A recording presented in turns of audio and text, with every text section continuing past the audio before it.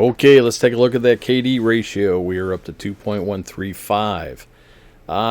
Only going up a little bit. I've been playing some Conquest and Escalation, flying helicopters, or at least trying to.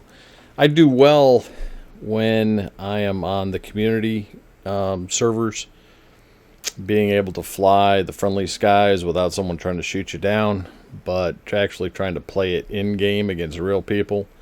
I tend to get shot down a lot, so my KD ratio is kind of taking a hit.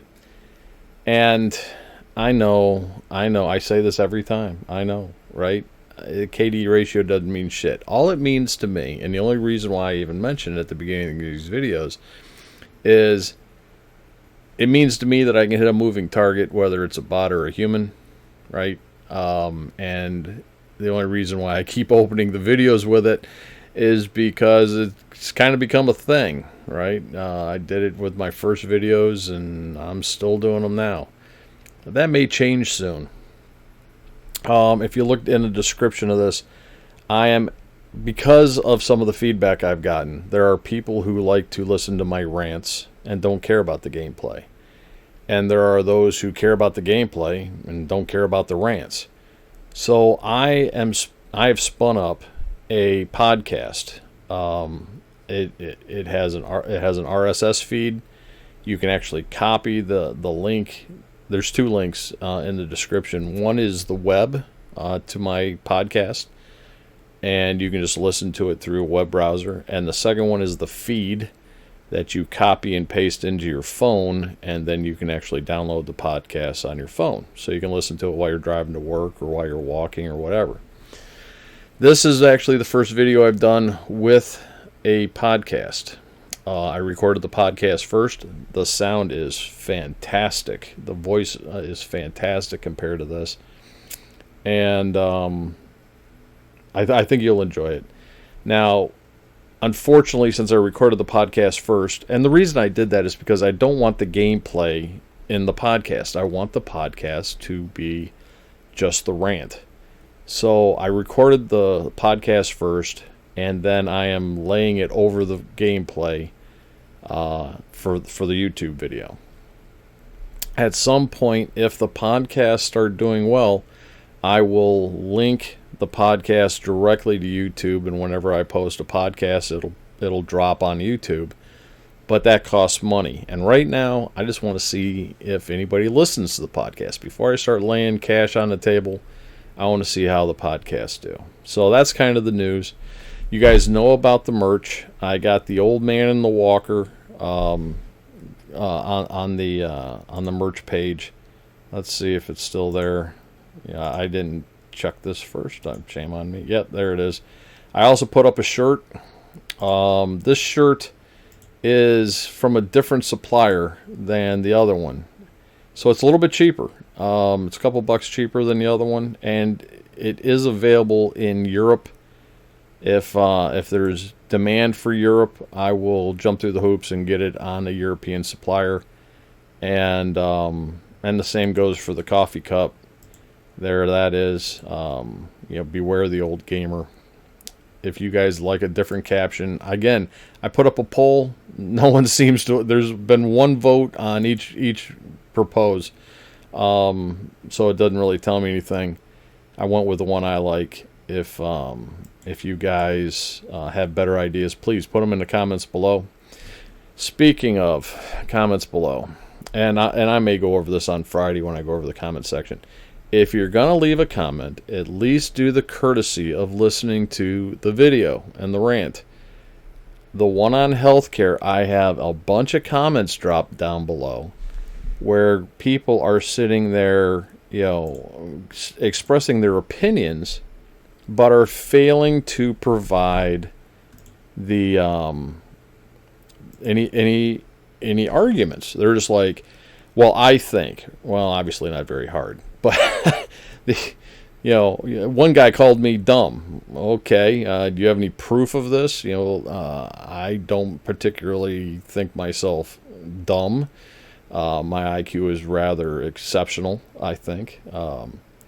And I may be ignorant. One guy told me I was ignorant of European history. I would agree with that. I know European history up to the Second War where we pulled your ass out of the fire. The mid to late 20th century, I really didn't care about because there's enough stuff going on in my country to keep me occupied. So I would agree with that. I will claim ignorance. I don't know everything. I'm not omniscient. But, to challenge my intellect without any anecdotal evidence, without any arguments countering my positions, other than your feelings, I'm sorry, your feelings don't count.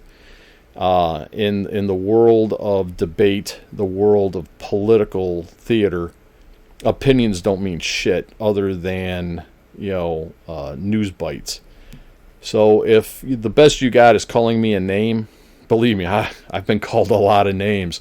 So, either get very, very creative or shut the hell up, right? If you can't argue on the merits of your argument and you resort to name calling, what was that saying?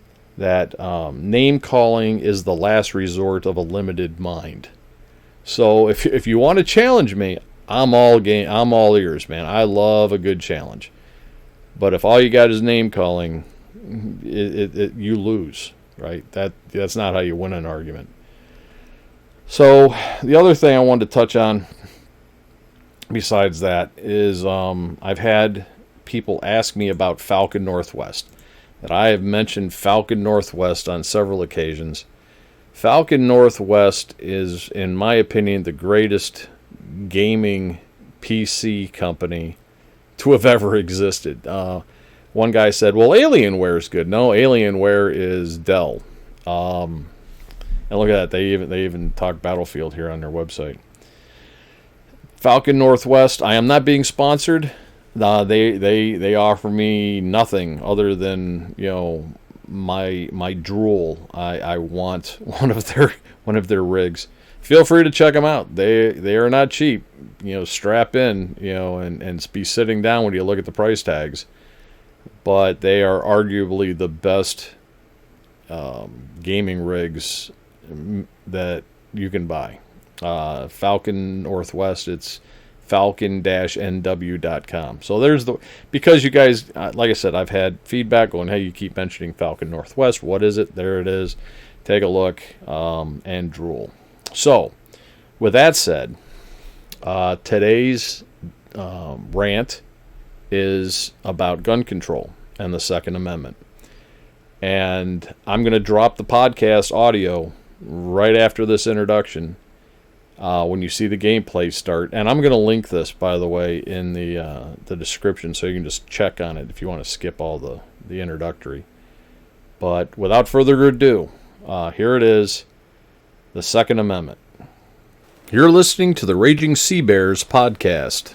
Today we're going to talk about the Second Amendment of the United States Constitution and gun control. And when I say gun control, I don't mean just the ability to hit your moving target, but what does it really mean and what our founding fathers intended it to be. So with that said, let's get into it. United States Constitution Amendment number 2, a well-regulated militia being necessary to the security of a free state, the right of the people to keep and bear arms shall not be infringed. Simple enough. Let's dig into it. As we talk about the Second Amendment, there is something that really defines what the amendments meant. And unbeknownst to the vast majority of Americans, to my surprise, is that after the Constitution was written in 1789, John Jay and James Madison, who were the authors, wrote a series of newspaper articles and sent them to the newspapers in every state of every colony, because they weren't states yet, arguing for the ratification of the Constitution. Right? The very fact that it is our Constitution means that the states voted for it and made it the supreme law of the land.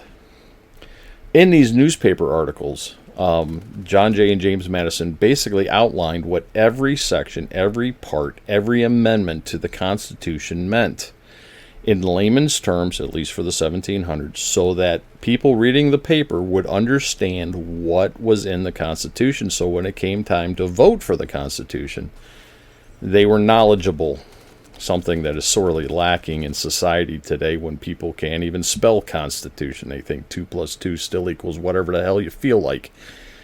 So, when it comes to the Second Amendment, the important one comes from Federalist paper. And by the way, these newspaper articles have been collected into a book called The Federalist.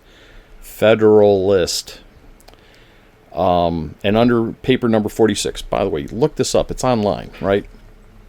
And this is the part that really, to me, really defines what the Second Amendment's for. And it's not for protection against wild bears or Indians. True story. Back when I was in corporate America, I was traveling a lot, and I was in an airport, and they always had CNN headline news or whatever playing on the TVs. And this lady next to me, I don't remember how the conversation came up other than that was on the TV. And she started arguing that they needed to seize guns, that we American citizens don't need to have guns anymore, that when the Second Amendment was passed, we had to defend ourselves against bears and wild Indians, and that we don't need that anymore. We don't have bear and wild Indian problems anymore. And I looked at her and I said, you do realize that the entire purpose for the Second Amendment is to defend, to basically arm the American citizen so that they are able to defend themselves against a tyrannical government. And she looked at me like I had corn growing out of my ears. So to put this clearly, okay, this is what the Federalist paper number 46 said, and I'm going to read it word for word, and then I'll summarize it. This is in the last paragraph, starting with the second sentence. It says, "Let a regular army fully equal to the resources of the country be formed, and let it be entirely at the devotion of the federal government. Still, it would not be going too far to say that the state governments, with the people on their side, would be able to repel the danger. The highest number to which, according to the best computation, a standing army can be carried in any country does not exceed 1/100th part of the whole number of souls, or 1/25th part the number able to bear arms. This proportion would not yield in the United States an army of more than 25 or 30,000 men. To those would be opposed a militia amounting to nearly 500,000 of citizens with arms in their hands, officered by men and chosen from amongst themselves, fighting for their common liberties, and united and conducted by governments possessing their affections and confidence. It would be doubted whether the militia, thus circumstanced, could ever be conquered by such a proportion of regular troops.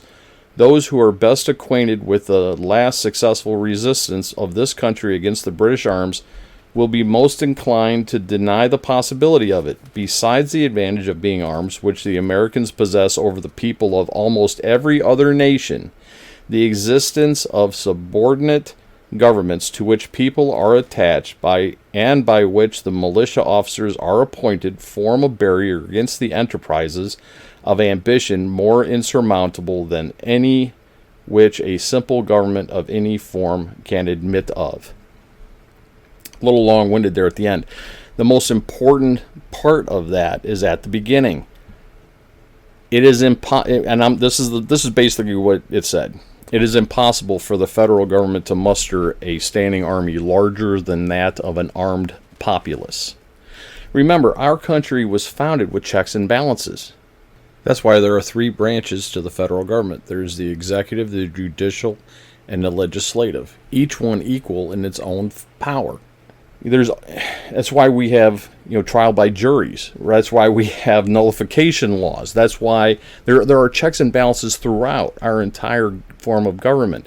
And the Second Amendment is there by the very words of the founders, John Jay and James Madison, who wrote the Federalist Paper number 46 and wrote the Constitution. It says right there that the entire reason for the Second Amendment is for the prevention of a tyrannical government, because the federal government cannot stand against an armed populace. Period. End of discussion. But if you guys want to go further, let's have some more fun with it. There are arguments out there, and there have been court cases by the left that the Second Amendment only applies to the militia, the state militias. because it says a well-regulated militia, being necessary to the security of the free state, the right of the people to keep and bear arms shall not be infringed. Okay, so let's touch on this one. By United States law, United States Code, USC, Title 10, Section 246, militia, composition, and classes. I will read this verbatim. Part A. The militia of the United States consists of all able-bodied males at least 17 years of age and except as provided in Section 313 of Title 32 under 45 years of age who are or who have made a declaration of intent to become citizens of the United States and of female citizens of the United States who are members of the National Guard. Section B.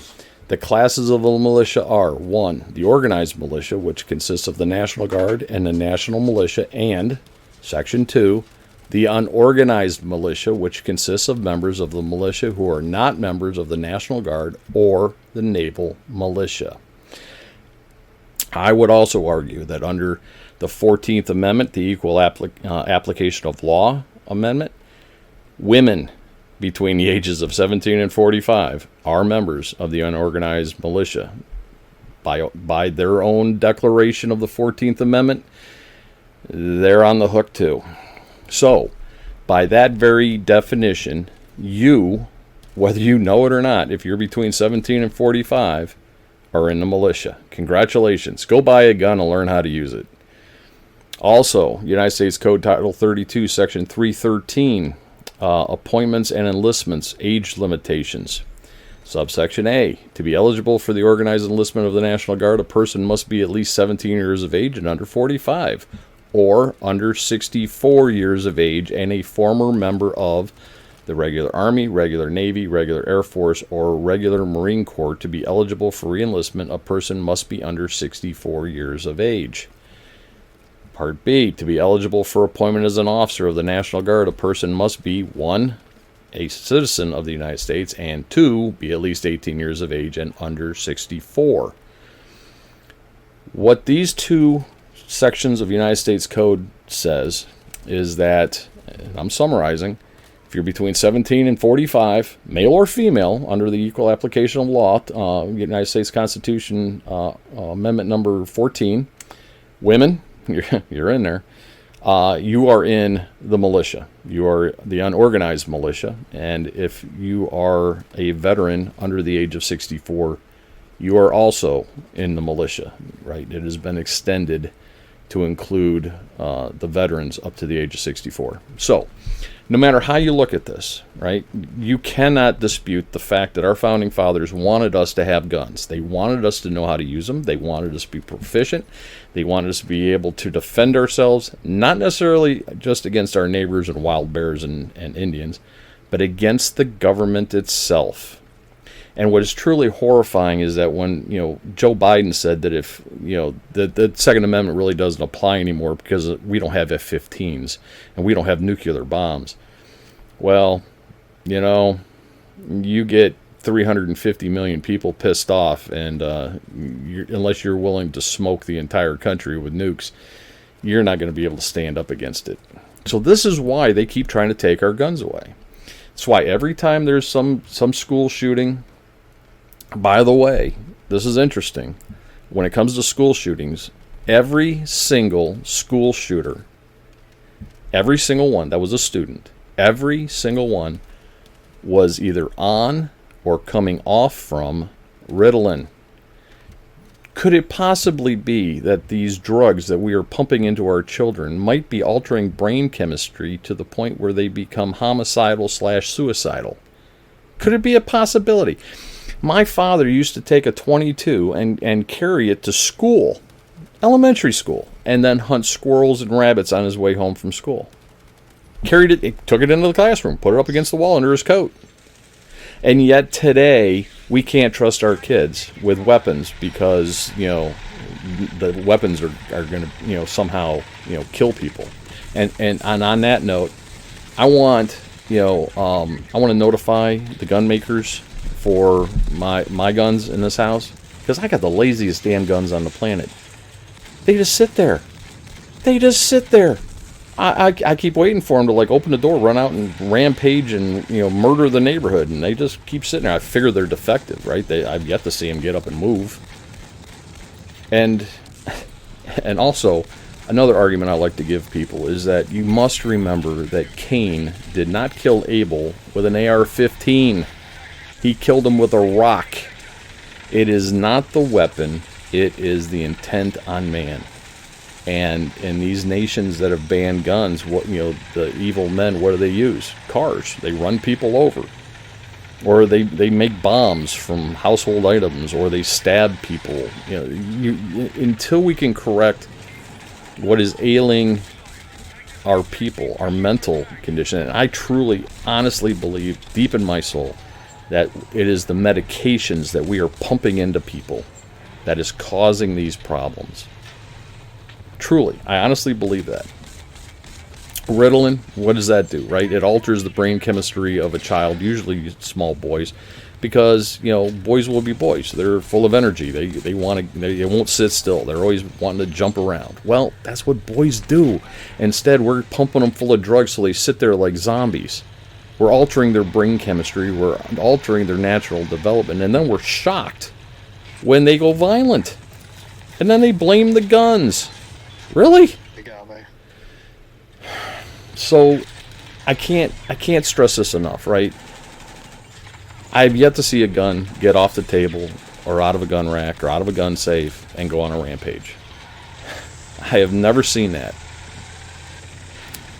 And it is the intent on man. And, even in Australia, where they have gun bans, the evil people still got guns and were gunning people down at the beach this last year. I'm not going into the religious connotations of it, but it did happen in a country where guns were outlawed. How did that happen? In states where gun law is the strictest, the only people that have guns are the criminals. Criminals don't obey gun laws. They're criminals. That hello, that by definition, right? So whenever anybody argues that the Second Amendment is obsolete, I would argue differently. The fact that we just went through 4 years of an incompetent, senile president and his staff was running the country, if nothing else, and by the way, they wanted to appoint what was that woman's title? The disinformation czar, right? They wanted to appoint a position to determine the truth. That is a direct violation of the First Amendment, right? If the whole point is that you don't get the government doesn't get to tell us what the truth is. We need to decide that on our own, given the evidence and the news that we're given, and that we won't even get into Operation Mockingbird, where they're controlling the major news medias. But the fact that they even attempted to establish a truth czar, a disinformation czar, go look her up. She tried to sing Mary Poppins about controlling your right of free speech. This is why we have the Second Amendment. This is why it is important. And in my humble opinion, under United States Code, Title 10, Section 311, if you are the age of 17 and 45 and you don't own a gun, you are not fulfilling your patriotic duty of being in the militia. You should own a gun. You should learn how to shoot it. You should know how, the weapon, the manual of arms, you should know how to load it and unload it safely. And by the way, speaking of that, I'll never forget this. My children were small. We went to a birthday party, and I told them, I said, I got we have to leave a little early because I'm taking my kids to the gun range to teach them gun safety. And these women lost their minds. What? You're gonna put a gun in a child's hand? Clutching their pearls. And I'm like, look, if I don't teach them gun safety, who will? Seriously, right? I took them to the gun range. I showed them how the gun works. I showed them the manual arms, how to load it, unload it, how to check if it's loaded. I had coconuts. I took them down range, shot the coconuts, right? Knocked them on their head first, right? Coconuts are hard. Look what a bullet will do, And, I showed them. I took the curiosity away because kids are curious, right? they watch TV. They see Arnold Schwarzenegger. They see, these shoot 'em up movies, and they're curious. And so if they find a gun in your house and you haven't taken that curiosity away from them, they're going to play with it.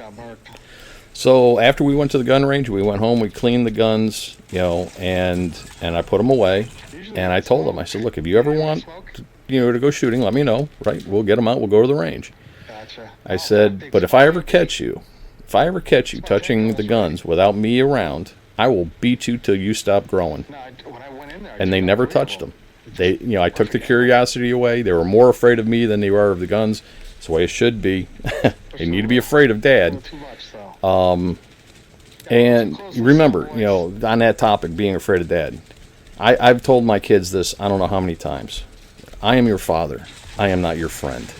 At least when they were little. I said, I'm the one you're going to call when you're sitting in jail. Right? I'm not the one that's going to be sitting next to you, sitting in jail, right? I'm not your friend. I am your father. You will honor and respect me, and you will follow my orders when you're in my house. And I got good kids, right? They know right from wrong, and they know how to shoot. And I've never had a problem. So, all of these arguments, everything that's going on, I think we really need to boil it down and find the root cause and stop blaming inanimate objects for the violence in this country.